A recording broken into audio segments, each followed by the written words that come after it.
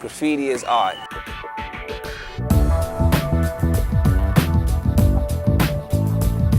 Graffiti is actually abstracting text. No different from what the earlier Cubists did by abstracting the human form. You know, you want the world to notice you. You know, you want your name everywhere. You want to be, you know, you want to show the world you're something. Graffiti is just another art form that's just misunderstood.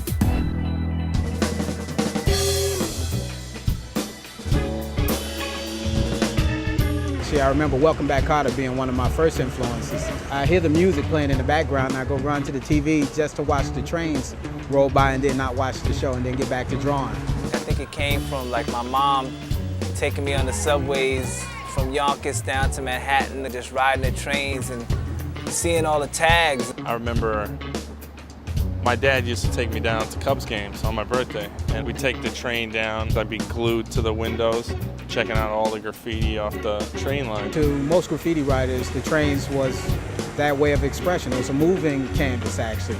And the characters and the letters and everything that was there, and I was like, yo, this is crazy.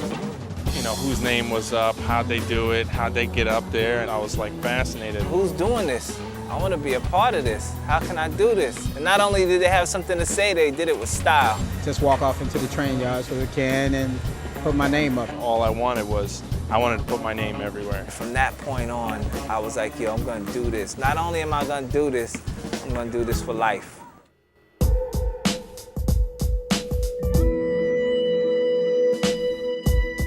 Started doing graffiti at about 12 years old.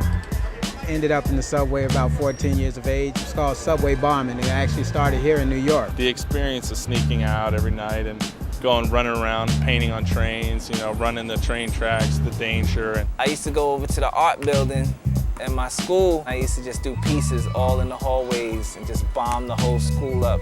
I wound up at art school. I got a scholarship and went to art school, you know, after. But it's funny because most of my experience with art, I had already learned, you know, on the, you know, like off the train line. I'm definitely self-taught, man. I come from the school of writers, of graffiti writers who learn the art form straight from the art form. You know, we didn't go to art school and then do graffiti.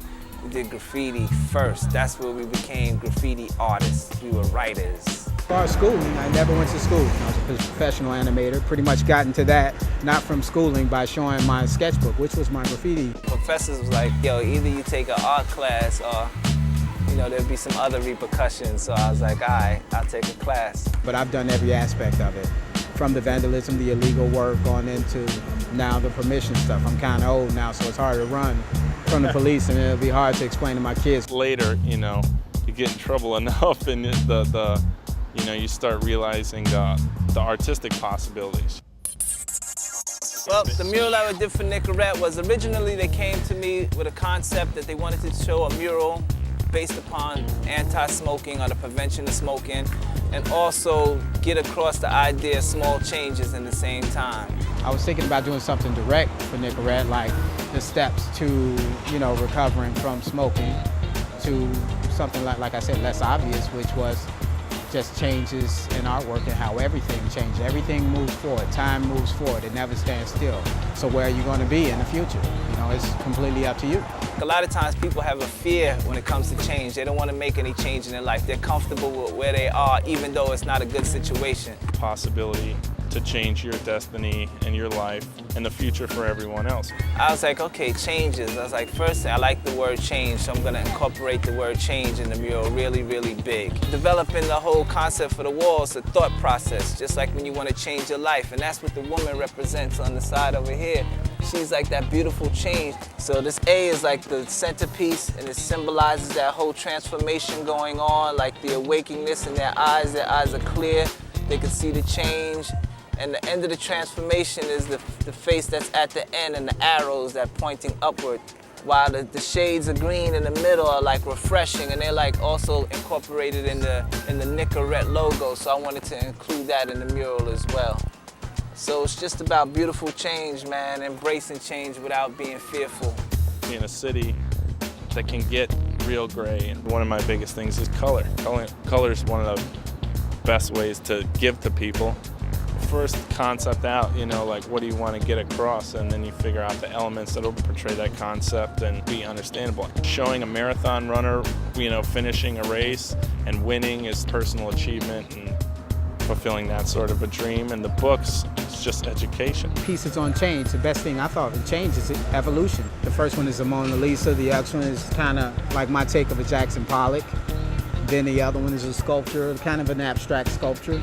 Then it goes to graffiti, which is now, I think, one of the biggest movements in America. Spray paint, aerosol, art is probably the most unforgiving medium. You work pretty much from darks to lights if you're trying to do something dimensional. But it's developing the technique where each line overlays over the other one to create this pretty much visual illusion. From the very beginning, you come in, start rolling out the wall, get the proper sizing, all the, you know, mortars flying off, hitting you in the eyes and whatnot. And we came out with the projector at night and projected up the outline, sketched it in, came back in the day, started filling all the colors, then started adding the details. You know, you fill the whole thing in, do all your shading, everything else, and then you come back and start outlining with black and cutting into it with the other colors, and then you get the end result.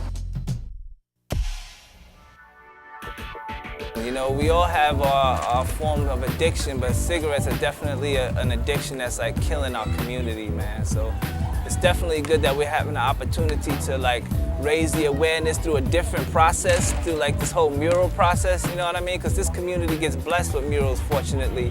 And now we're doing a mural that speaks to communities and speaks to people directly who have that addiction. Anything I could do to help the community or educate them, and like being able to work with them and teach them about my experiences and mural painting in general and graffiti and everything else, to me, that's what makes it worthwhile.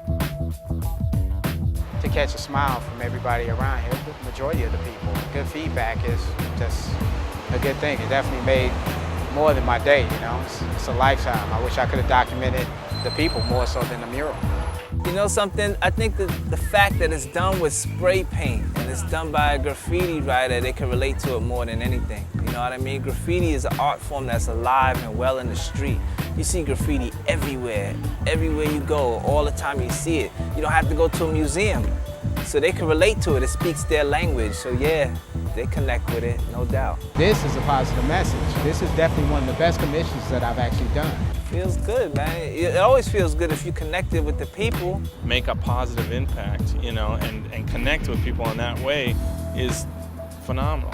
Well, the mural itself is part of me and every influence that I had, you know, so it's going to touch somebody. Change is timeless. By encouraging yourself, encouraging people themselves to dig into themselves and like, you know, do some self-analyzation, self-transformation, evolve, grow, and all of the above. And all of those things are incorporated in the mural. Beautiful change.